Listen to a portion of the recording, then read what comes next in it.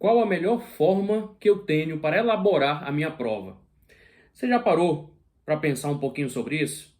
Bom, esse é o tema da nossa conversa de hoje. Segue a vinheta e vamos conversar.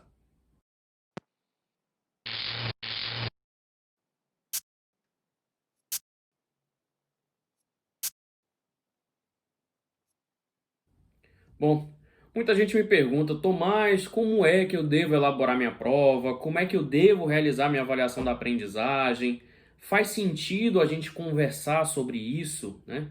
Bom, existem algumas pessoas, né, alguns especialistas também em avaliação que falam sobre técnicas de elaboração de itens, como é que você deve elaborar, o que você não deve fazer principalmente. Então existe já aí na literatura um arcabouço de técnicas de como fazer a elaboração de um item. Infelizmente, esse arcabouço de técnicas é muito voltado para os modelos de itens das avaliações de larga escala. Então, mas isso é ruim, isso é bom? Não, isso é só, na verdade, um conceito que a gente precisa encarar e verificar aonde se aplica e aonde não se aplica. Mas a minha conversa hoje é com aqueles professores que realizam suas avaliações dentro da sua própria turma, lá na escola, no chão da escola. Porque muitas das vezes essas avaliações que são aplicadas rotineiramente no contexto escolar não se assemelham tanto assim com uma avaliação de larga escala, no sentido SAEB, Enem, enfim, PISA, né? Então, existem alguns outros mecanismos que a gente precisa dar visão, né? Para que a gente não fique rotineiramente filtrando lá a possibilidade de apenas realizar a avaliação baseada nas avaliações de larga escala. Por que eu estou dizendo isso? Porque tem um estudo feito por Brunner, de 2007, eu vou deixar aqui na descrição do vídeo esse estudo, que fala exatamente sobre como que você realiza avaliações no modelo da avaliação que o aluno vai ter, né? Ou seja, se as minhas avaliações são modelo Enem, como é que o meu aluno vai performar no Enem se a minha avaliação tem esse modelo? Brunner fez uma pesquisa exatamente nesse conceito, mas utilizando a avaliação de larga escala PISA. E ele percebe, na verdade, que quando ocorre esse treinamento, né, os alunos acabam por performar mal. E se a gente parar para analisar, faz um pouco de sentido quando a gente analisa o currículo como um todo. Uma avaliação de larga escala, ela é uma avaliação pautada em uma matriz de referência. E o que é essa matriz de referência? É uma matriz que, pensado pontos estratégicos do currículo, corroboram ali para a elaboração de um item, de uma questão sobre sobre aquela determinada habilidade.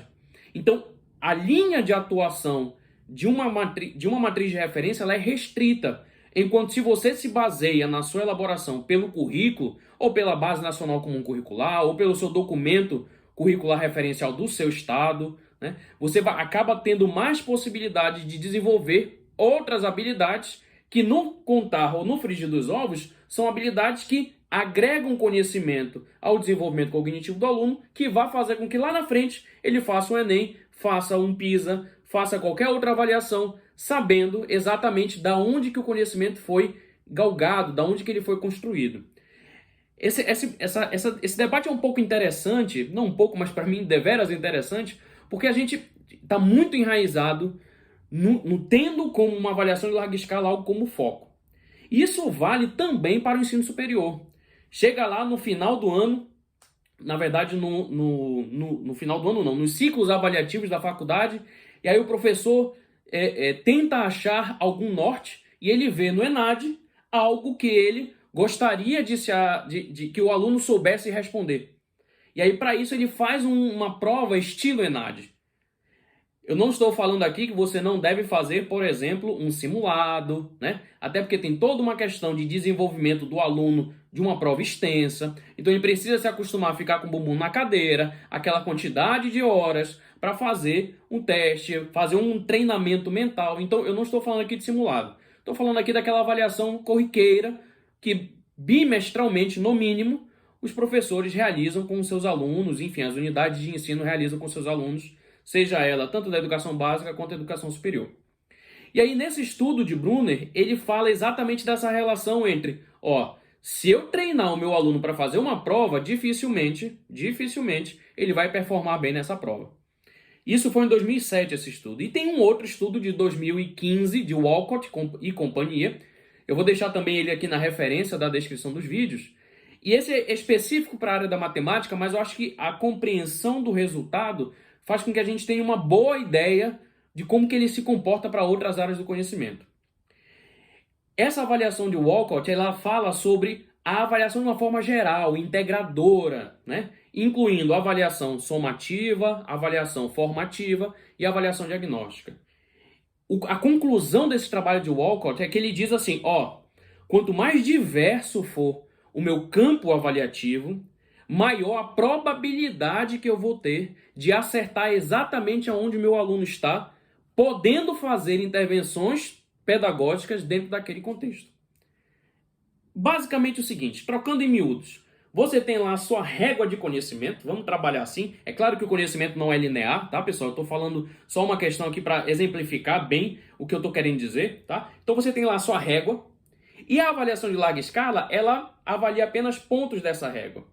E quanto mais avaliação, ou mais formas de avaliação você impor ou colocar em prática na sua sala de aula, mais cobertura dessa régua você vai ter. Então, maior precisão você vai ter da onde que está o gargalo ou o gap de conhecimento do seu aluno. E a avaliação, ela não tem um fim em si mesmo.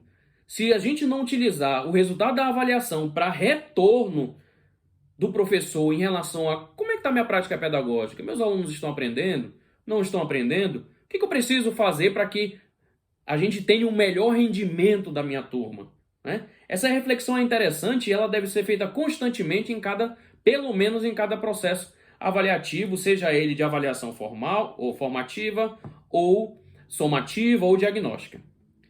Tomás, você não falou nada ainda sobre prova. Olha para cá. Eu precisava fazer todo esse contexto para dizer para vocês que uma avaliação bem feita, ela deve, primeiro, varrer um amplo espectro do currículo, certo? Não é da matriz de referência, não se limite à matriz de referência, já que uma habilidade lá, ou que a gente chama popularmente de descritor, mas uma habilidade lá, ele é um conjunto de sub-habilidades consolidados naquele ponto. Mas e essas outras sub-habilidades? Como é que a gente faz para avaliar? É aí onde entra a questão da gente trabalhar em cima de um currículo e não apenas de uma matriz de referência, seja ela para educação básica ou seja ela para educação superior, tá? Então, primeiro eu preciso pensar no que tipo de conteúdo ou de habilidade eu preciso avaliar durante o meu processo de prova, de aplicação de avaliação. Esse é o primeiro ponto. O segundo ponto é diversificar o formato dos meus itens. Tomás, se eu fizer, é muito mais fácil para mim fazer avaliações de múltipla escolha. É mais fácil até para corrigir, convenhamos, né? Mas o próprio Walcott, nessa avaliação que ele fez, ele diz, olha, quanto mais diverso é o formato dos itens da avaliação, maior é o desenvolvimento, o desempenho desse aluno lá na frente, quando ele vai precisar ser exposto a esse processo de avaliação de larga escala. Então a gente tem essa evidência científica importante que precisa ser levada em consideração na nossa avaliação, tá? Então eu não vou entrar aqui muito nos manuais que o INEP desenvolve, que o CAED desenvolve ou que o próprio a própria CAPES desenvolve para avaliação dos cursos, né?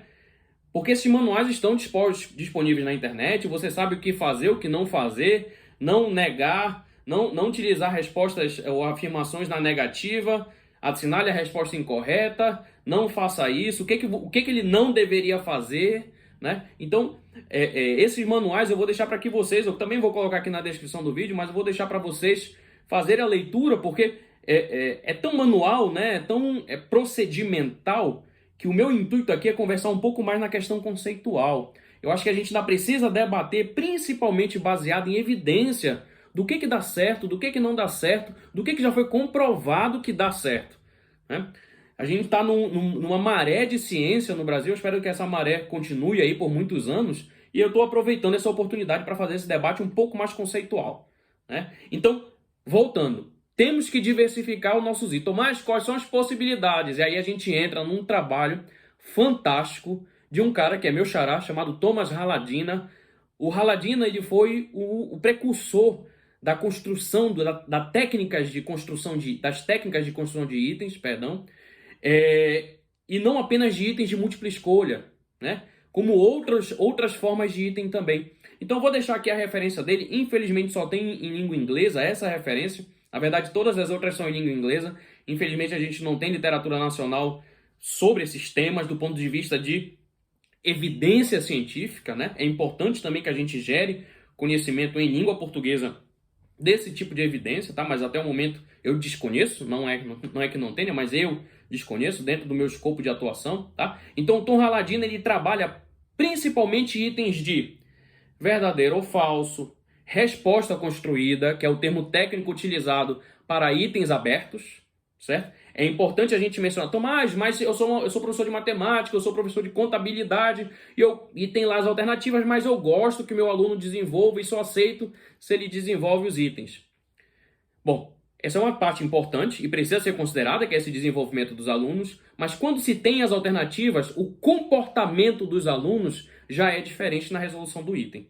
Então, sugere-se, e é uma sugestão minha, ou você faz um item de múltipla escolha e deixa lá a opção para o aluno marcar apenas, né, um item um pouquinho mais específico, que não exige tanto cálculo, do ponto de vista matemático, por exemplo, ou itens de resposta construída, itens abertos, que precisam sim de um desenvolvimento. O aluno precisa lá construir o seu argumento, seja ele matemático ou argumento linguístico, enfim, técnico.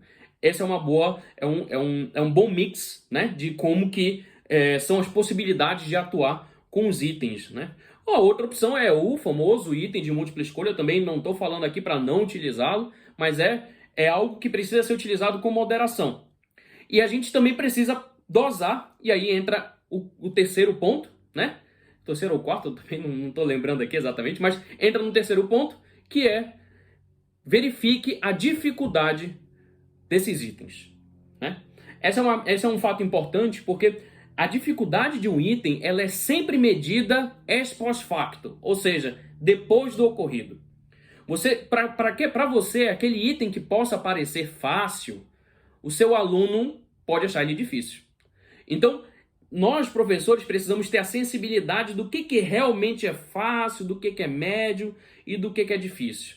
É muito complicado fazer essa categorização antes, principalmente para as avaliações de larga escala. Mas como a gente está falando de avaliação de dentro de sala de aula, a avaliação bimestral ou a parcial que ocorre, a gente tem, como professor, alguma experiência de saber, olha, eu acho que isso aqui não vai exigir tanto do aluno. Então, a gente começa a ponderar em cima desse conhecimento que nós temos de vivência em sala de aula.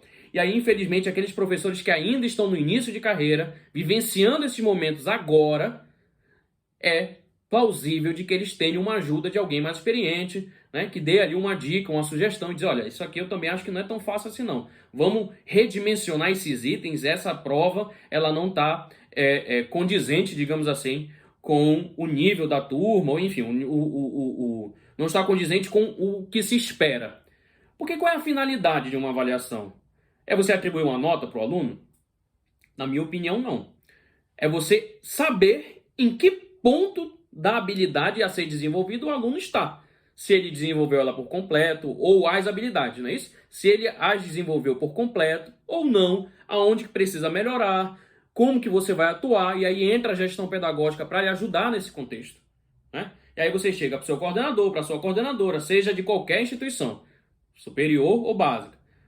Coordenador, eu estou precisando fazer uma aula extra, tem um grupo de alunos ali que está com dificuldade, eles precisam de um reforço.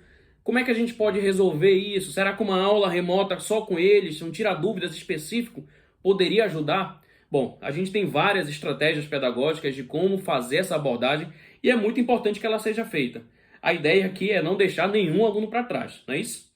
Bom, eu espero que vocês tenham gostado desse conteúdo.